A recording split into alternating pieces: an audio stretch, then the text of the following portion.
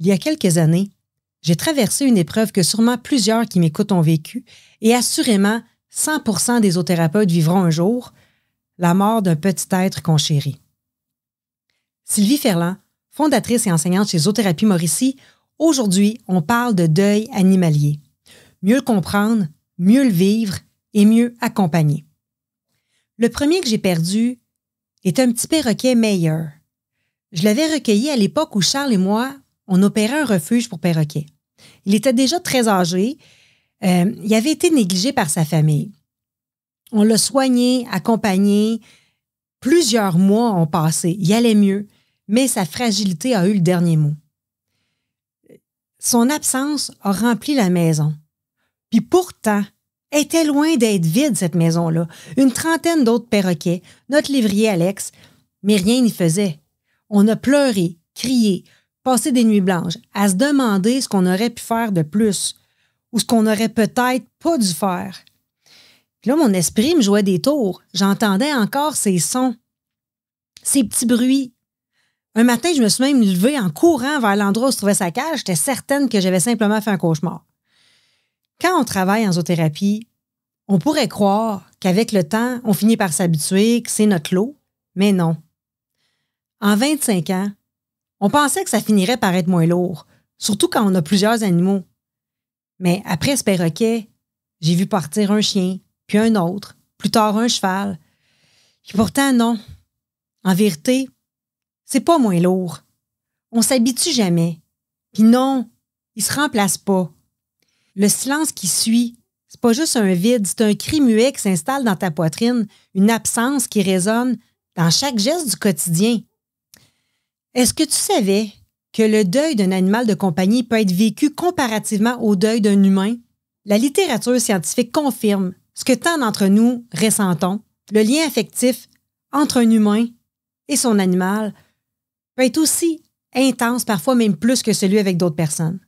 Certaines études montrent que chez plusieurs propriétaires, la perte d'un animal est vécue comme plus douloureuse encore que celle d'un proche. C'est pourquoi le deuil animalier reproduit les mêmes étapes qu'un deuil humain. Hein? Il y a l'étape du déni. On refuse d'y croire, comme ce matin-là où je me suis levée et persuadée que mon perroquet m'attendait encore dans sa cage. Il y a l'étape de la colère. Elle peut se tourner vers le vétérinaire, vers un membre de notre famille ou même vers l'animal parti trop tôt à notre goût. La culpabilité, c'est une autre étape, encore plus lourde lorsqu'une euthanasie a eu lieu. Selon l'American Veterinary Medical Association, 80% des décès d'animaux de compagnie impliquent une euthanasie. Ce sont des chiffres de 2022. Ce qui laisse au maître la responsabilité de choisir la mort pour protéger son compagnon. Pas étonnant que 62% des propriétaires rapportent un sentiment persistant de culpabilité, même si la décision est éclairée. Il y a l'étape de la dépression. C'est pas rare que les maîtres endeuillés entrent dans une brève période de dépression qui peut aussi s'étirer. Souvent, ces derniers ils se sentent seuls, ils ont une perturbation au niveau de l'appétit, du sommeil, ils se remémorent beaucoup les souvenirs de leur animal décédé. Il y a l'étape qui peut arriver aussi d'une perturbation de sommeil, perte d'appétit, retrait social. Il y a même une étude du Centre national pour les informations biotechnologiques en 2015 qui estime que 30 à 40% des endeuillés présentent des symptômes comparables au deuil humain. Puis, il y a l'étape de la résolution, en fait. Elle ne signifie pas oublier, mais apprendre à vivre avec la mémoire de l'animal, à remettre la perte en perspective et à poursuivre son chemin, sa vie, de façon positive. Puis ces étapes-là peuvent être dans l'ordre ou le désordre. Il y a des difficultés qui viennent s'ajouter et qui rendent ce deuil-là encore plus difficile. Parce que c'est un deuil qui reste socialement invisible. Il y a 3 obstacles externes. Les proches, qui minimisent, voire même banalisent. C'était juste un animal, après tout, là. Hein? C'était rien qu'un animal. On va l'entendre. On se le fait dire. L'absence de rituels collectifs. Contrairement au Japon et au Mexique où le deuil animalier est reconnu puis est accompagné par des cérémonies publiques, ce qui réduit la culpabilité et la solitude, cette absence-là de rituel va avoir un impact aussi. Le manque d'espace sécuritaire pour en parler sans gêne. Il y a 3 obstacles que je pourrais qualifier d'internes. Ça part de nous, le doute. Est-ce que c'est normal d'avoir aussi mal? Est-ce que je suis normal? Il y a la peur du jugement. Ah, on va me trouver ridicule, j'aime mieux pas en parler. La culpabilité aussi. Est-ce que j'ai fait le bon choix pour mon animal? Surtout lorsqu'il s'agit de devoir décider de la mort de l'animal, d'y aller avec une euthanasie. C'est un fardeau qui est unique au deuil animalier. Bon, sauf rare exception.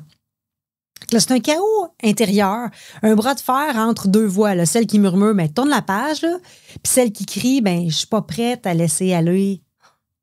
En tant qu'exothérapeute, ça se peut aussi que tu aies à accompagner une personne qui vit ce deuil. Alors, pourquoi encourager la personne à en parler? Pourquoi pas simplement enfouir la douleur? Mais écoute, parce que refouler, c'est comme poser un pansement sans nettoyer ou traiter une plaie ouverte. Ça cache la blessure, ça cache le bobo, mais ça finit par s'infecter. Parce que reconnaître le deuil, c'est honorer la vie partagée. Et selon l'Institut de recherche sur le lien humain-animal, en 2021, 67% des personnes affirment que la perte de leur animal a transformé leur rapport à l'amour, à la vie et parfois même à leurs relations humaines. Alors, vivre ce deuil, c'est pas tourner la page, mais c'est écrire un nouveau chapitre. On remplace pas, on transforme le lien. Alors, comment avancer au cœur de ce vide-là? Je t'offre 3 actions concrètes ici. Nommer sa peine. Écrire une lettre. Parler à voix haute. Partager son ressenti. 2e, créer un rituel. Planter un arbre. Garder un objet symbolique. Fabriquer une urne ou un bijou mémoire. Savais-tu qu'il y a déjà plus de 1/3 des propriétaires qui font ça? Trouver sa communauté aussi. C'est se tourner vers des groupes, lire des témoignages, échanger avec ceux qui comprennent. Alors ne laisse personne te dire que ta douleur est de trop. Ton attachement y était réel. Ta peine l'est tout autant. Le deuil animalier, c'est pas une faiblesse, c'est la preuve d'un lien profond, d'un amour qui a marqué ta vie. T'as aimé cet épisode? Mets un pouce, abonne-toi à la chaîne et partage en commentaire ton expérience en rapport au deuil animalier. On aime te lire, on aime le partage.